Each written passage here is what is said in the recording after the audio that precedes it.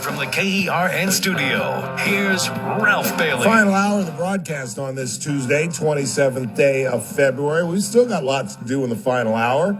In the meantime, we are in the final days of the primary season that's coming up March 5th, Super Tuesday, and we are joined by one of the candidates for the 22nd Congressional District, challenging incumbent David Valadao, Chris Mathys. Mr. Mathys, thanks for coming on the program. Thank you very much, Ralph. It's an honor to be here, and as a veteran, I want to thank you for everything you've done for the honor flights. I really appreciate it. Thank you very much. It's my pleasure, and as I always say, it's the most rewarding thing I've ever done in my career. Not even close. Not even close.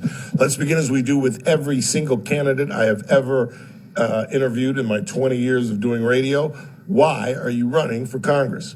Well, you know, I love America. Having served in the Army, it means a lot to me that America stays strong.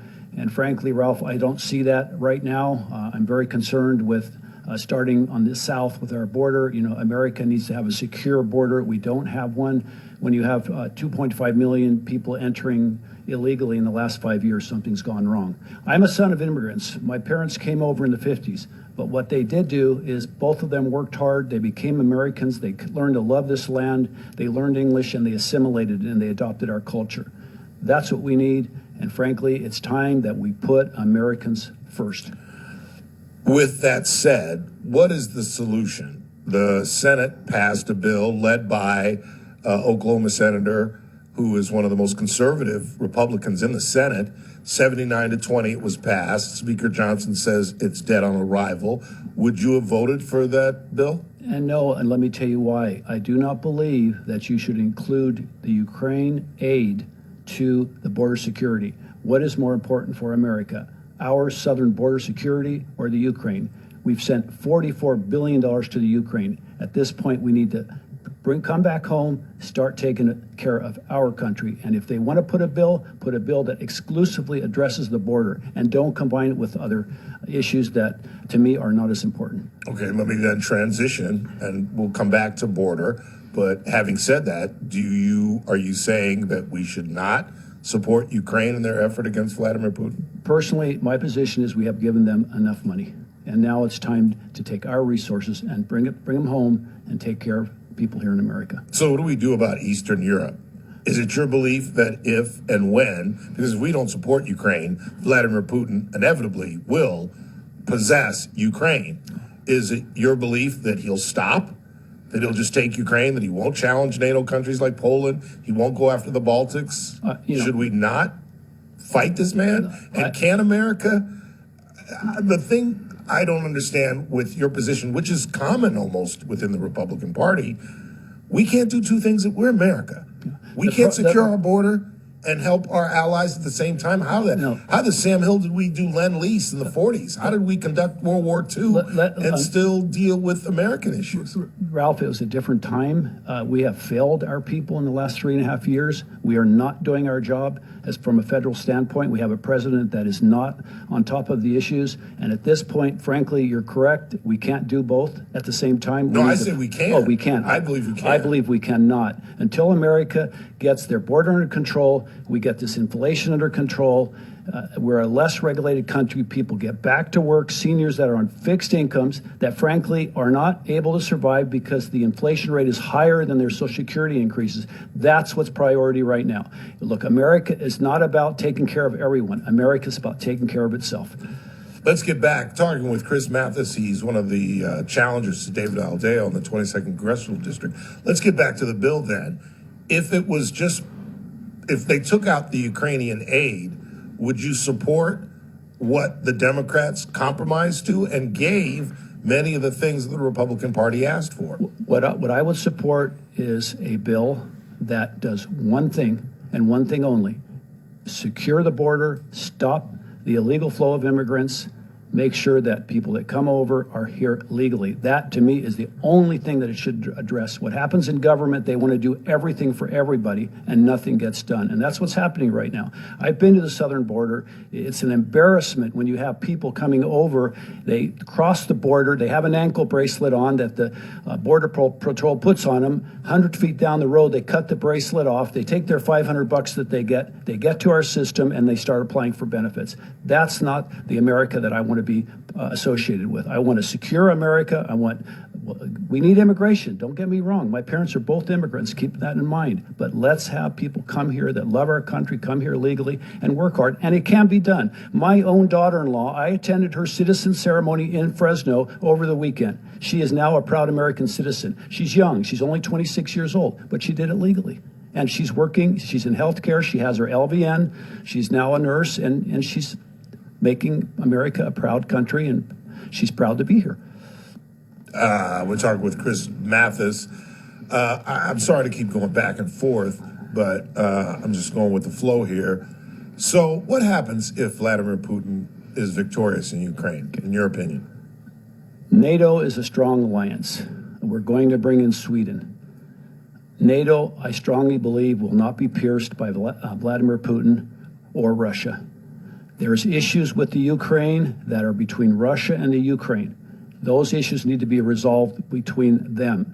A lot of people don't realize this. There is a large Russian population that live in the Ukraine that want to be part of Russia. He held a national referendum, and that referendum showed that more people wanted to be part of Russia than did not. And so now, because of this big, deep, what I call, state, it's a money grab. So it's your belief that the Ukrainian people want to be occupied by the Russians? Not all of them, but a majority of them. They held a referendum. The majority of the Ukrainians want to be part of Russia. I strongly believe that despite the fact that Vladimir Putin has stolen their children in the thousands? Look, I understand what's going on. The only thing I can tell you is that, and I want to get back to the United States. We're talking about a country that is not America. I'm talking about America, Ralph. We need to take care of America right now. We cannot be everybody's caretaker. And America has a history of taking care of the world. We need to take care of ourselves. Why do we contribute most of the funds to keep NATO strong?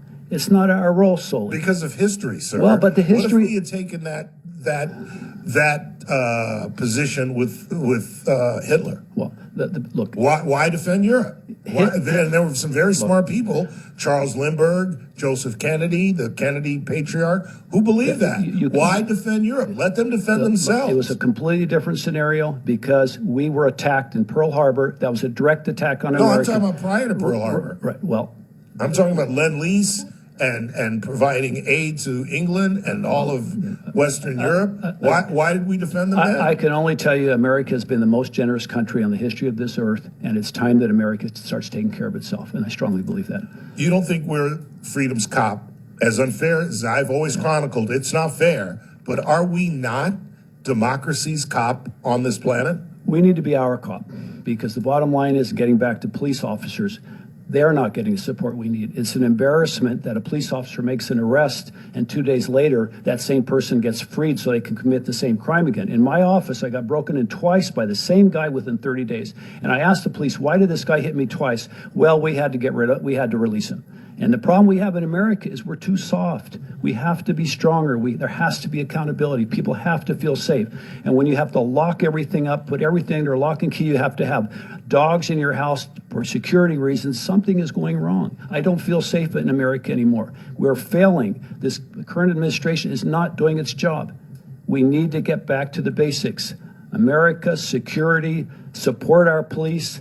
If there is a crime, don't always blame the police. It seems like every time there's an incident, it's always the police's fault. They always put the blame on the police. There's a reason people get arrested. They're breaking the law.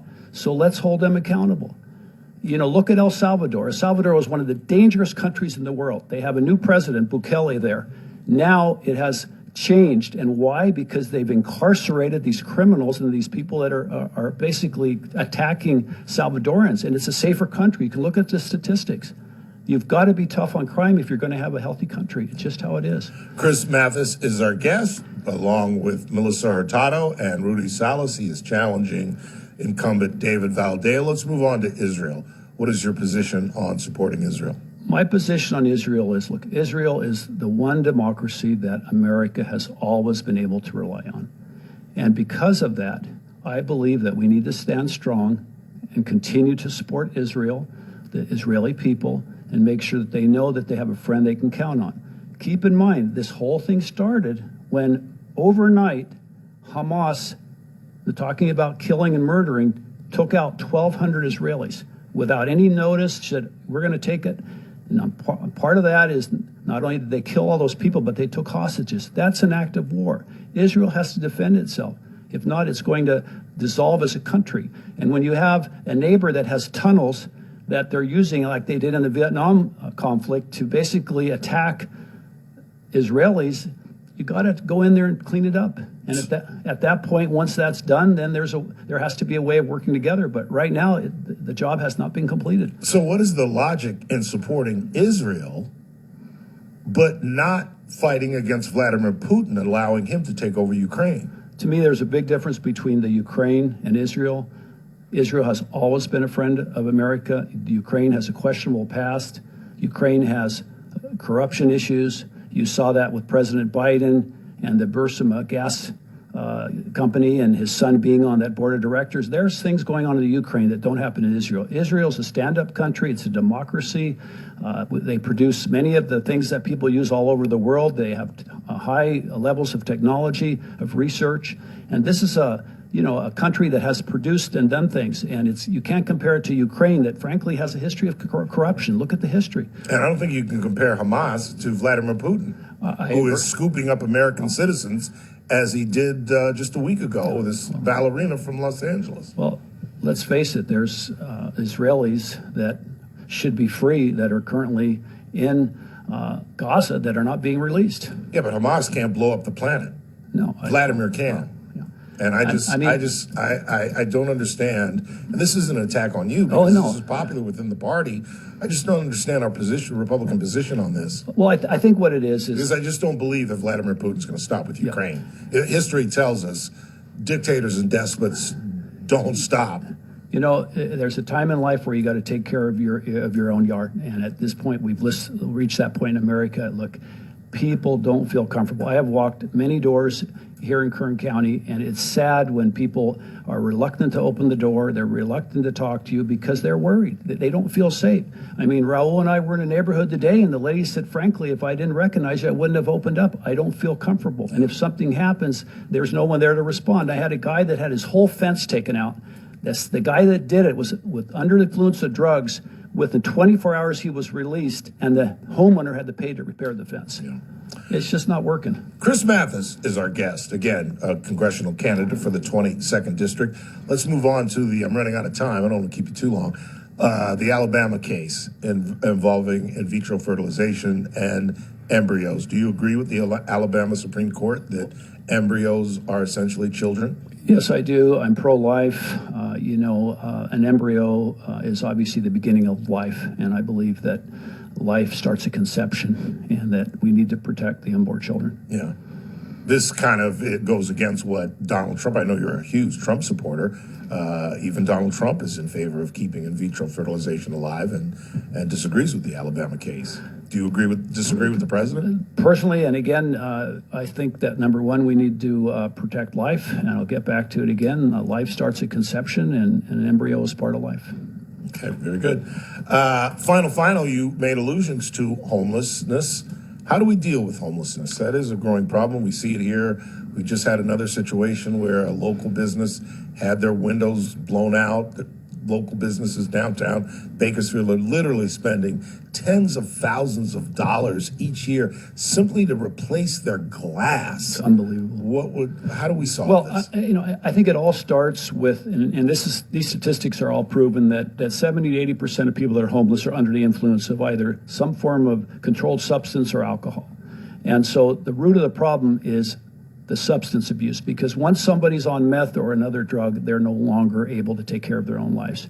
And so it gets back to the availability of drugs. It gets back to the border. Much of the drugs that are consumed in America still to this day are coming from the South. We have to control the inflow of the drugs, make them less available. And if they're less available, you're going to have less people that get on it. And you'll have a homeless problem that won't be as severe. I mean, look, I see these people all over. And if you look at their face, they have a glaze about them. That means that they're on something. They're not normal. They're talking to themselves in the middle of the street. And so if we don't get behind this drug traffic and all this fentanyl and all the stuff that's coming in from the southern border, we're going to continue to have this homeless problem because people are going to get addicted and their lives are going to be destroyed. I have a family member that the smartest person you ever met, his life is ruined because of methamphetamine. It's the saddest thing. It's a crowded field. You've got some veteran legislators in the same race with you. The incumbent Valadao, Melissa Hurtado has served, Rudy Salas. You obviously believe that you could get into the general. It's the top 2 vote getters. I have a great opportunity. You know, Mr. Valadao, he voted to impeach President Trump. As a Republican, I would not have supported that vote. Frankly, I think people are ready for a change. They want a local person that's here. Every single forum that we've had in the last 6 months, David Valadao did not show up. He is not debating. He's not showing up. He's not at any events. And people want a congressman that they can talk to, that they can, you know, if he has an issue, they can call. If you look at my website, my phone number is on my website. You know, I was in the Army. I'm a proud veteran. I'm the only veteran running. You know, I have a history. I was on the city council, and, you know, he's throwing mud at me, accusing me when I was on the city council of helping a pedophile. I moved a pedophile out of a neighborhood out of respect for the district I represented, and now he's saying I helped pedophiles. You know, David is going below the belt in this campaign. He's smearing my personal reputation, when if you look at my history, not only as a businessman, as a cattle rancher, but as a councilman, I always put, you know, people first, and I'm clean and straight. And so, you know, David needs to come clean and stop, you know, insulting me and spreading lies. And he's spending millions. He spent $800,000 now attacking me, sending hit flyers and commercials, lying about my record. And so let's keep it clean. David, I'm still challenging you for a debate. There's 5 days left. I know he won't answer me. He won't respond. And so, you know, people will have a strong voice. I believe in God, family, and country. I believe in America, and I will always put our country first, sir. I'm out of time. I'll give you the last word and tell our listeners why they should vote for Chris Mathys. Well, I can tell you one thing. I'm a conservative, Christian man. I will work hard for you. I will fight that America becomes a secure country. You don't have to worry about me impeaching President Trump. I will work with him if he's the next president.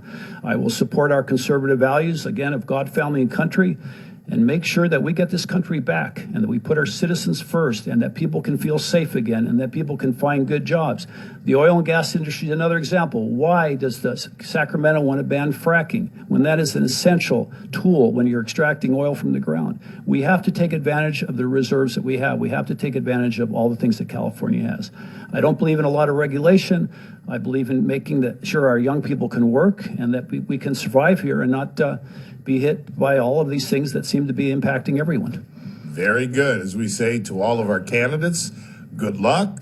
Thank you for coming in. And normally we say we'll probably talk to you again, but with 7 days to go, that's unlikely, but we wish you all the luck in the world. Ralph, I want to thank you for what you've done for our veterans, and I want to thank you for the opportunity. I'm Chris Mathys. I'd be honored to have your vote. Thank you very much, sir. We appreciate you coming in. Quick time, Chris Mathys.